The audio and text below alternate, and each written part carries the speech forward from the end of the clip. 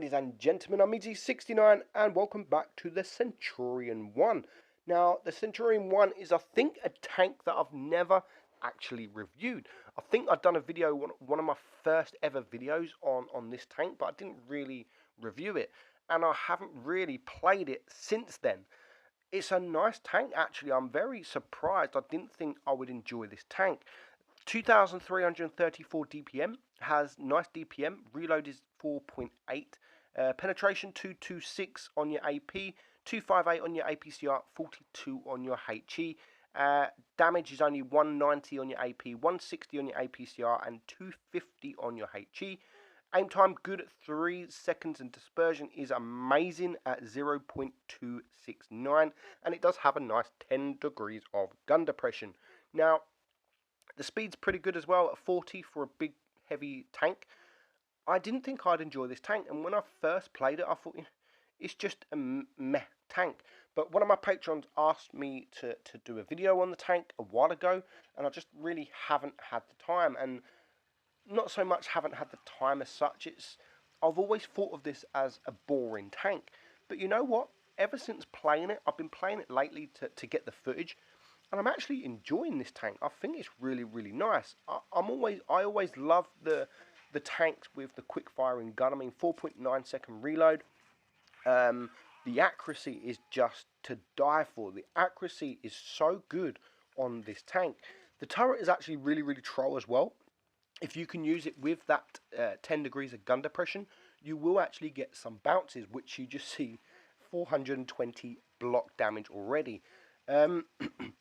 So I love the quick firing guns. Other than the armor on this thing, the turret armor, it doesn't have much armor.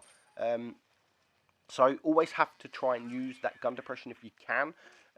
Don't rush in too quick. Don't rush in too quick and think, you know what, I've got a quick firing gun, I can easily out DPM you, because don't forget the alpha is really, really low. I mean, if you're pushing with another tank, then not bad.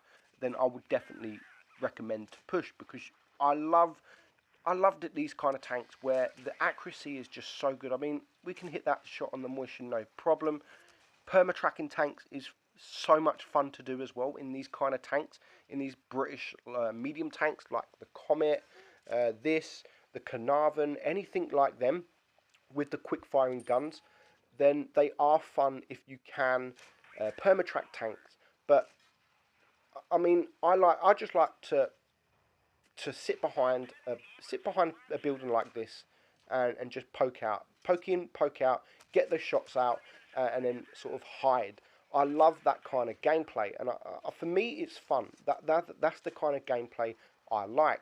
So this game, I mean, we're going to now chase a T92E1.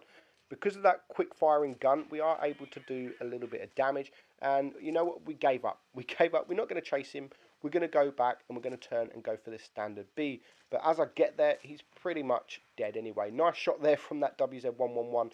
And now he's finds himself stuck. So of course that T92 there is going to go for him because he's the easy target, which means it is great for me because I'm just getting some free damage. And he is the last tank left, so we are going to get the kill.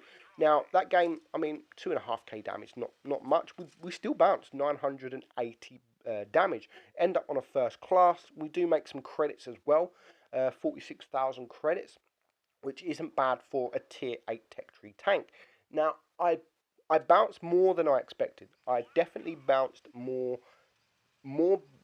shots than I expected in this tank. I didn't think, coming up against these tanks, I didn't think that the armor was really good. But it's actually a tank you don't see a lot of. I mean, you rarely see a Centurion I in game. I don't know why. I think it's because a lot of people don't like the Centurion 7.1 and they don't actually like the FV4202. I think you've got Pantoof who hates the FV4202. I personally love it. I really do love the FV4202, and with the Hesh, it's one of my favourite tanks in the game. Probably my second favourite medium tank after the Leopard 1. I absolutely love it, and if you can use that Hesh, it's absolutely amazing. That's probably the biggest downfall with this tank, that it doesn't have that Hesh.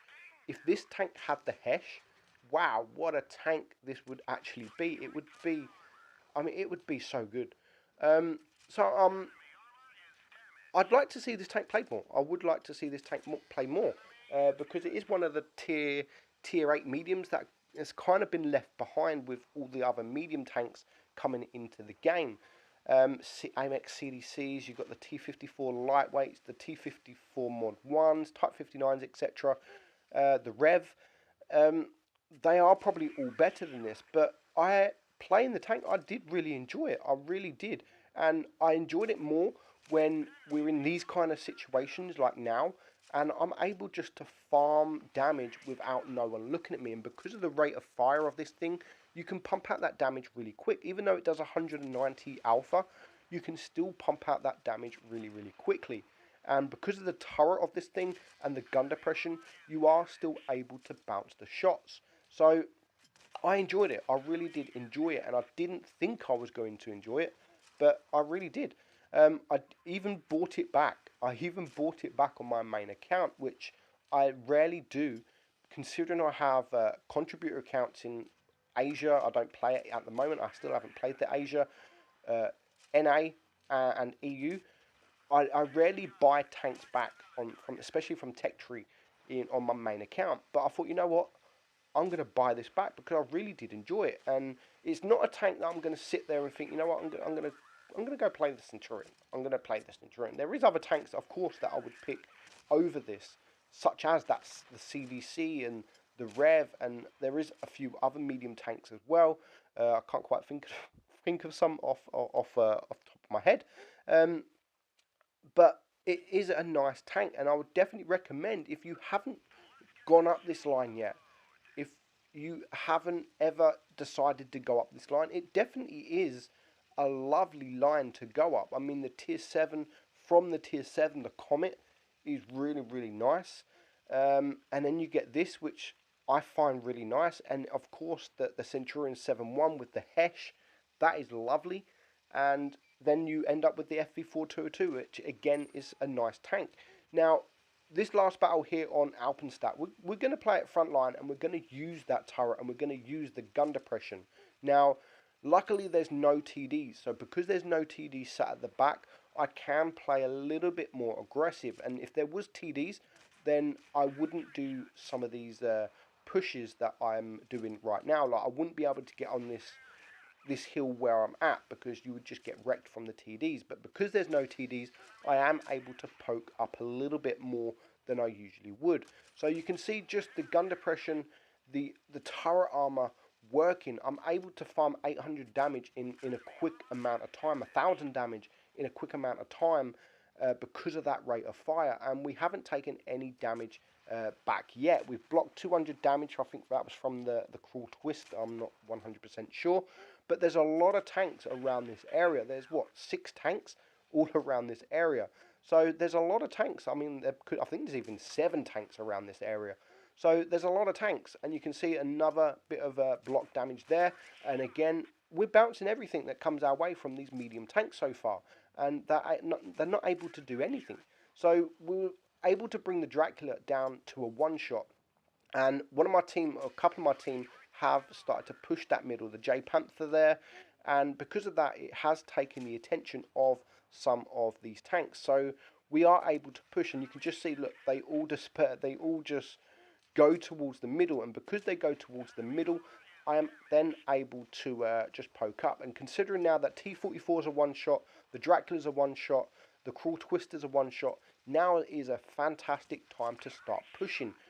Great push. This was just an amazing push, not just from me, but from my whole team. A great push, and that was a match-winning push. We noticed it. We are dying. I mean, our team is dying, but there's so many one-shots. There was so many one-shots in the enemy team.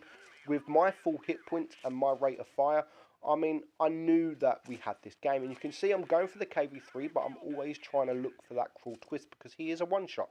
And I always say, if you can clear the tanks, clear them, because there's still guns in the game that can do damage, especially light tanks. So we're going to go around the other side just to clear that tank for our second kill. The KV3 misses. We do manage to get a 238 high roll into him, and I do try and shoot the KV3, but the IS-6 messes up my auto aim, and then it is a bit too late to get rid of him. And now at this time we can take 2 or 3 shots from this guy. So 4 versus 1, and there's literally nothing he is able to do. And you can see there the speed of the tank is still quick enough to get around those heavy tanks. I'm loving it, guys. I really am loving this tank. It is a nice tank, and I would definitely recommend grinding this line. You'll be surprised. You'll be absolutely surprised how good this tank can actually be. We end up on an ace. I think that was a well-deserved ace. We blocked quite a lot of shots, and we got quite a bit of damage. So that's it, guys. I hope you enjoyed it. Stay safe out there. Keep isolated, and I will see you all soon. Bye-bye.